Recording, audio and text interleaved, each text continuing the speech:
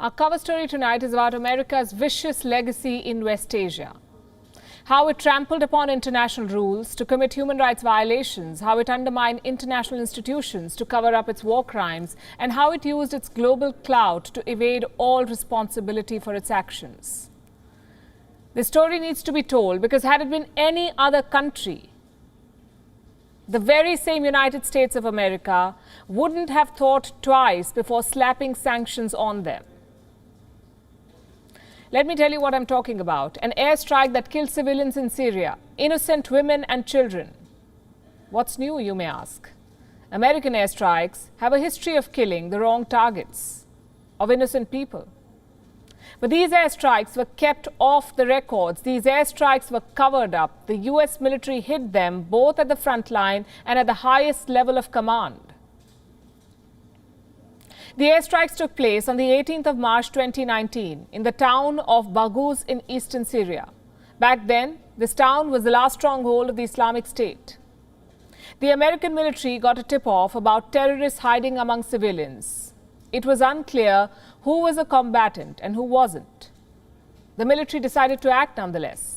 A classified American Special Operations Unit took up the task. It dropped 2 consecutive bombs on a large group of people. Reports say this was despite drone footage showing the presence of civilians in the area.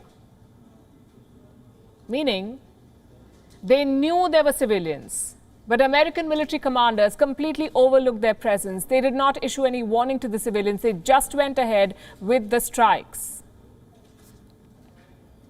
A total of 80 people were killed, 80 people killed. How many of these were terrorists? 16 apparently. This is according to the US Central Command's findings. It says the bombs killed 16 terrorists and 4 civilians. That adds up to 20. What about the rest? 60 other people died. Who were they? The American military has refused to identify them. It says they could be civilians. According to a New York Times report, analysts sitting at the Air Operations Center in Qatar, the ones which monitor such drone strikes, are said to have acknowledged that most of them were unarmed women and children, yet no investigation was launched. The entire operation was covered up. It was never acknowledged publicly by the US military. One officer tried flagging the strike as a possible war crime. But the US military ensured that all such efforts were concealed. The death toll was downplayed, the blast site was bulldozed, top leaders were not notified, and all reports were either delayed, sanitized, or classified. It was a colossal cover-up. Well, now it's out in the open. Personnel directly involved in the operation are said to have confessed that their leaders were hell-bent on hiding this catastrophe. The question is why? Why did America hide it? Accountability doesn't hurt democracies, it only makes them stronger. Clearly, the American military did not understand this or believe this. It feared that an admission would open a can of worms, put the spotlight on the many civilians that were killed in America's forever wars. It's hard to put a number, but according to a group monitoring America's wars, the US Army has conducted as many as 100,000 airstrikes since 2001. 100,000. Do you know how many civilians have died in these airstrikes? At least 22,000. That's one estimate. Other human rights bodies say the figure could be as high as 48,000. 48,000 civilians killed in American airstrikes in the last 20 years. Does this sound like a stretch to you? Consider the number of US airstrikes that have gone wrong in the last few years, and it might sound like an underestimation.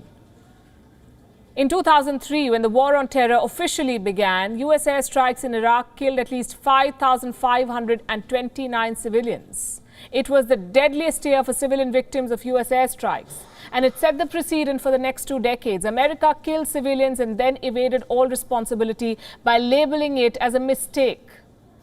That's it, a mistake. I'll give you more examples. 2010, a drone strike in Afghanistan's Uruzgan province killed 23 civilians. The Pentagon responded by, quote-unquote, criticizing the drone crew.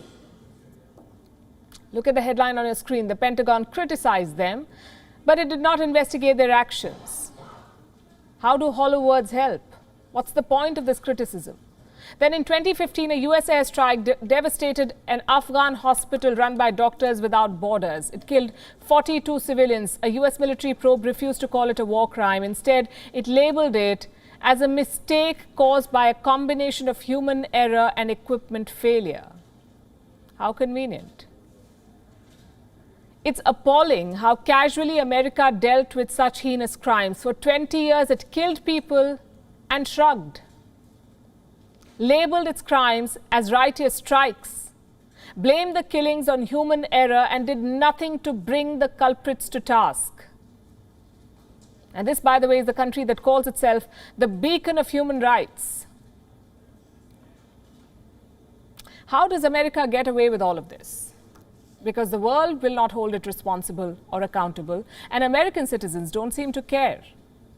According to a Stanford research, almost half of Americans are willing to allow a war crime. They are willing to let a massacre of innocent women and children go unpunished if they believe that the act was committed by soldiers fighting for a just cause. The cause justifies the end. The US military has given itself the moral license to kill innocent people and let its crimes go unprobed and unpunished. And by the way, killing civilians is just one of the many kinds of crimes that they're guilty of. The other is arming rogue regimes and terror outfits, letting its weapons fall into the hands of non-state actors.